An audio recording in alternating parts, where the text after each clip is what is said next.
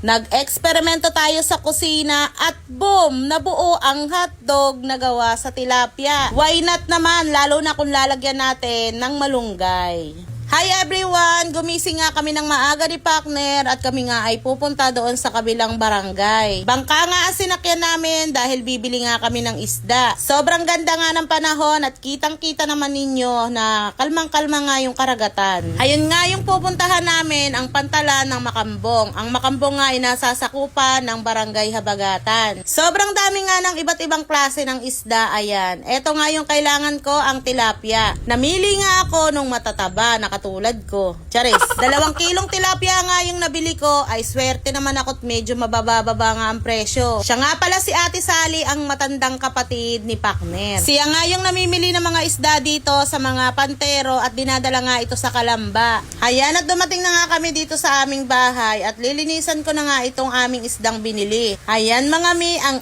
ating main ingredient ngayon para sa ating lulutuing hotdog. Marahil ay hindi nga kayo makapaniwala na ang tilapia ay pwedeng gawing hotdog. Manood lamang kayo hanggang sa dulo. Bali itong tilapia ay iboboneless natin. Laman lang talaga yung kukunin ko at itong balat tatanggalin din natin yan. Ibinabad-babad ko nga ito sa asin at nang mabawas-bawasan naman yung lansa, pero hindi naman masyadong malansa ang tilapia. Kaya ito ang napili ko para gawing hotdog. Pero sa totoo lamang ay maraming nag-request nito. Aba, ay kung ito'y magagawa nating hotdog, ay ayos yun, ay magkano lamang ang tilapia, ikukumpara mo sa manok. Kaya mga mi, masasabi ko na talagang makakatipid nga dito sa hotdog na ito. At doon sa mga hindi kumakain ng karne, ay pwedeng-pwede nga ito. Lalo pat lalagyan na naman natin ng bida nating malunggay. Present pa rin yung mga dating ingredients. May naidagdag lang ako katulad nga ng paprika at oyster sauce. Kasi isda nga itong gagawin nating hotdog para medyo mawala-wala yung kanyang lansa, gayon. Syempre, kailangan ulit natin itong food processor. Uunahin ko nga mga ming ilagay itong ating karne ng tilapia. O, diba may karne ang tilapia.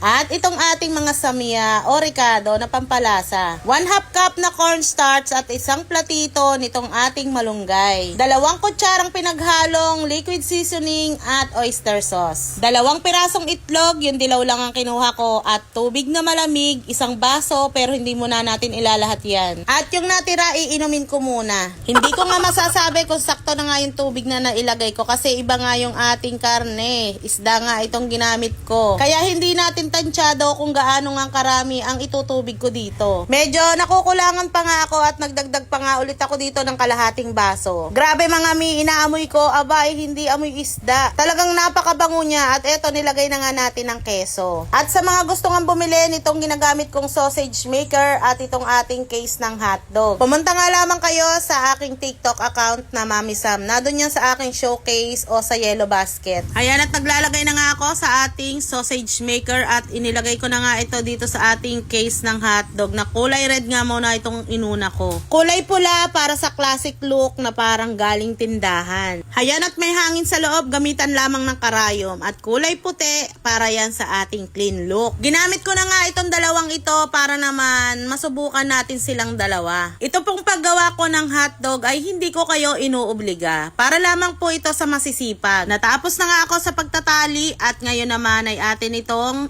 i-steam sa tubig. Kagaya nga ng sinasabi ko sa inyo, ayan, hindi natin pakukuluan ng hotdog. Paiinitan lamang natin yan ng 10 minutes. Hindi mo siya pwedeng pakuluin kasi may tendency pumutok itong ating case ng hotdog. Eto na mga mi, nakapagluto na nga tayo ng hotdog o fish dog. Syempre isda, kaya fish dog, gayon. Eto na, excited na ako. Ayan, nagsalang na ako ng kawali at dahan-dahan nilagay ko nga itong ating hotdog. Ano bang magandang tawag dito? Siguro maganda, fishy hotdog, gayon. Yung isa pula, yung isa puti, pero pareho ang amoy. Nakakatakam habang ito ay nakasalang. Unti-unting lumalabas ang linamnam at bango na parang nagsasabing, kain na. Kakaiba man sa karaniwan, sigurado papasa to sa kahit sinong titikim. Tilapia na naging hotdog. Kaya naman hanggang dito na lang mga mi, pakilike, follow and share. Thank you for watching. Bye-bye.